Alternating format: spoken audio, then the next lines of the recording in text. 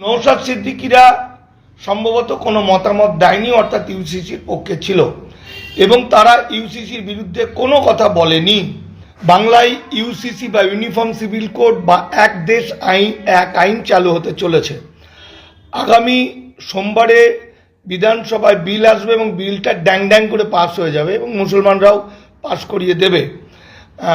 গত কয়েক বছর ধরে আমি ইউসিসির বিষয়টা জনগণকে বুঝিয়েছিলাম, কিন্তু তথ্য বলছে বাংলার মুসলমানরা কিন্তু ইউসিসির পক্ষে ছিল।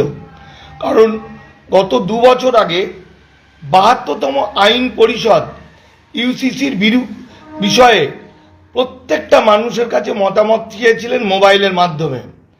আমরা ইউসিসির বিরুদ্ধে মতামত দিয়েছিলাম। মুর্শিদাবাদের এসডিপিআই পার্টির তাইদুল ইসলাম মতামত দিয়েছিল, কিন্তু নওশাদ সিদ্দিকীরা সম্ভবত কোনো মতামত দেয়নি, অর্থাৎ ইউসিসির পক্ষে ছিল এবং তারা ইউসিসির বিরুদ্ধে কোনো কথা বলেনি। ফলে উঠে যাচ্ছে মুসলমানদের শরীয়তি আইন। ইউসিসির মধ্যে যেটা আছে সেটা হচ্ছে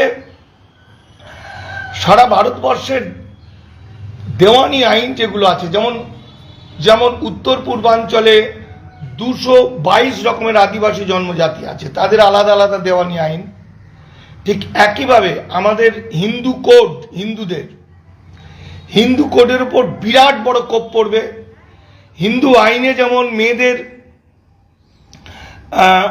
মনুস্মৃতি অনুসারে মেয়েরা ডিভোর্স করতে পারতো না, মেয়েরা ছোট জাত বড় জাত বিয়ে করা হতো না, বাবার সম্পত্তি ভাগ পেত না, দত্তক নিতে পারতো না, সম্পত্তির ভাগ যেমন পেত না, লেখাপড়ার অধিকার ছিল না।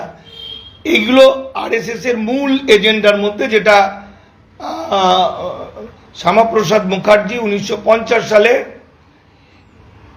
বাবা সাহেব আম্বেদকর হিন্দু কোড এনে এই যে আজকে যে হিন্দু আইনগুলো দেখছেন এগুলো এনেছিলেন, উত্থাপন করেছিলেন বলে তার বিরুদ্ধে হিন্দুত্ববাদীরা বিরাট লড়াই করেছিল এবং বাবা সাহেব পদত্যাগ করতে বাধ্য হয়েছিলেন। ফলে বিজেপি কৌশল করে ধীরে ধীরে ধীরে ধীরে হিন্দু কোডগুলো বাতিল করবে, ধীরে ধীরে, মানুষ বুঝতে পারবে না।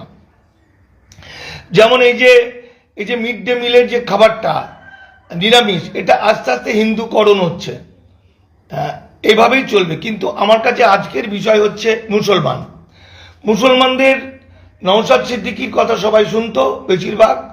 নওশাদ সিদ্দিকীরা ইউসিসির বিরুদ্ধে প্রতিবাদ করেনি, আমরা বহুবার বলেছি এবং ইউসিসি নিয়ে আমার মনে হয় খান 50 নিবন্ধ বেরিয়েছিল ফেসবুকে, আমি চিৎকার করেছিলাম, বহু জায়গায় মঞ্চে বলতাম।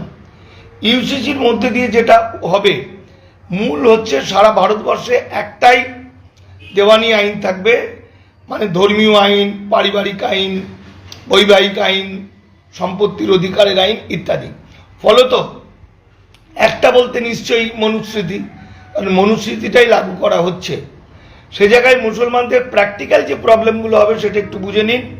সেটা হচ্ছে এই যে মায়ের পেটের ভাই বোন বাদে বাকি যে খালাতো, মামাতো, পিস্ততো, ফুফুতো ভাই বোনের মধ্যে যে বিয়ে, ওই রীতিটা উঠে যাবে, আর বিয়ে দেওয়া যাবে না। ফলত এই যে লক্ষ লক্ষ মানুষ মেয়ে জামাই ঠিক করে রেখেছে কার সঙ্গে কার বিয়ে দেবে, এই উঠে যাবে শরীয়তি আইনের এবং পারিবারিক যে আইনগুলো আছে, বাবার সম্পত্তির অধিকার ইত্যাদি। মোটামুটিভাবে মুসলমান ধর্ম, ইসলাম সংস্কৃতি শেষ।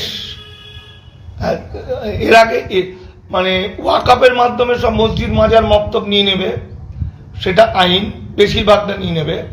মাদ্রাসা, খারিজি মাদ্রাসা বন্ধ হয়ে যাচ্ছে, পারিবারিক রীতি আইনগুলো সব বাতিল হয়ে যাবে। যাই হোক, আমার নাম মানিক ফকির, আমার ফোন নম্বর 9836327536। আরও জানতে আমাকে ফোন করবেন। আমি আবার বারবার বলবো, নওশাদ সিদ্দিকী সহ মুসলমান নেতারা